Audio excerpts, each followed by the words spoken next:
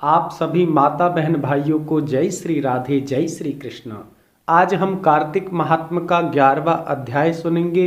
इससे पहले आप सभी मेरे साथ में बोलिए, हरे कृष्ण कृष्ण कृष्ण हरे हरे, हरे राम राम राम हरे हरे।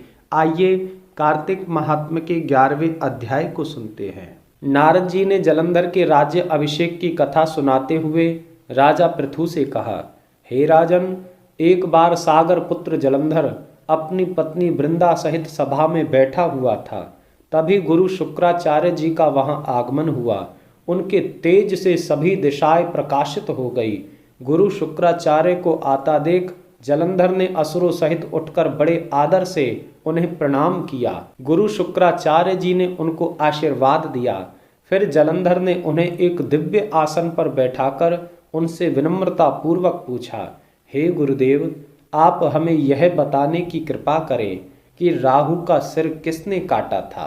इस पर दैत्य गुरु शुक्राचार्य ने विरोचन पुत्र हिरण्यकश्यपु और उसके धर्मात्मा पौत्र का परिचय देकर देवताओं और असुरों द्वारा समुद्र मंथन की कथा संक्षेप में सुनाते हुए बताया कि हे राजन, जब समुद्र से अमृत निकला तो उस समय देव रूप बनाकर राहु भी अमृत पीने बैठ गया था। इस पर इंद्र के पक्षपाती भगवान विष्णु ने राहु का सिर काट दिया। अपने गुरु के मुख से इस प्रकार के वचन सुनकर जलंधर के क्रोध की सीमा ना रही। उसके नेत्र लाल हो गए। फिर उसने अपने धस्मर नामक दूत को बुलाया और उसे शुक्राचार्य द्वारा बताया गया पूरा वृतांत सुनाया। तत्पश्चात उसने धस्मर को आज्ञा दी कि तुम शीघ्र ही इंद्रपुरी में जाकर इंद्र को मेरी शरण में ले आओ। धस्मर जलंधर का बहुत आज्ञाकारी एवं निपुण दूत था। वह जल्द ही इंद्र की सुधर्मा नामक सभा में जा पहुंचा और जलंधर के शब्दों में इंद्र से बोल उठा, इंद्र, तुमने समुद्र का मंथन क्यों किया और मेरे पिता के समस्त रत्नों को तुमने क्यों लिया? ऐसा करके तुमने अच्छा नहीं किया। यदि तू अपना भला चाहता है तो देवताओं सहित रत्नों को लेकर मेरी शरण में आ जा, अन्यथा मैं तेरे राज्य का विध्वंस कर दूंगा। यह सुनकर इंद्र बहुत विस्मित हुआ और कहने लगा, पहले मेरे भय से सागर ने सब पर्वतों को अपनी कुक्षी में स्थान क्यों दिया और उसने मेरे शत्रु दैत्यों की रक्षा क्यों की? इसी कारण मैंने उसके सब रत्नों को हर लिया है। मेरा द्रोही सुखी नहीं रह सकता। इंद्र की ऐसी बात सुनकर वह दूत शीघ्र ही जलंधर के पास आया और पूरा वृतांत कह सुनाया।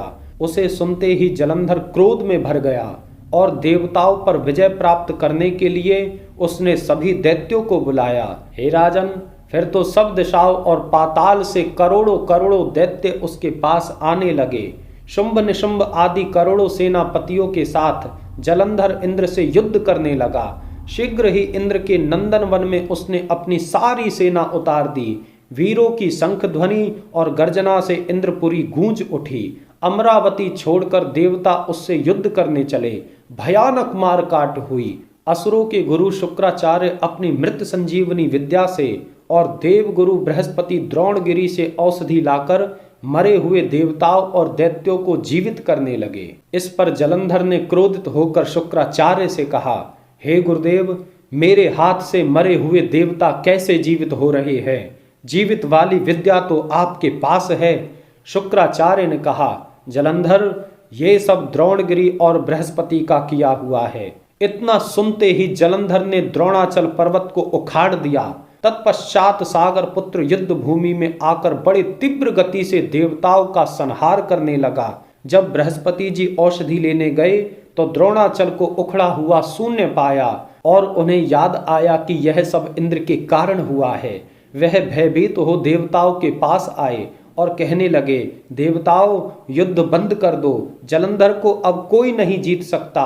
पहले इंद्र ने शिवजी का अपमान किया था, यही सब उसका परिणाम है। यह सुनते ही देवता विजय की आशा त्याग इधर उधर भागने लगे और जलंधर निर्भय हो अमरावती में घुस गया। इंद्र आदि सब देवताओं ने गुफा में शरण ली। इतना कहकर के अध्याय का समापन होता है। आप सभी मेरे साथ में बोलिए, हरे कृष्ण कृष्ण कृष्ण हरे हरे, हरे राम राम राम हरे हरे। पुनः आप सभी माता बहन भाइयों को जय श्री राधे, जय श्री कृष्ण।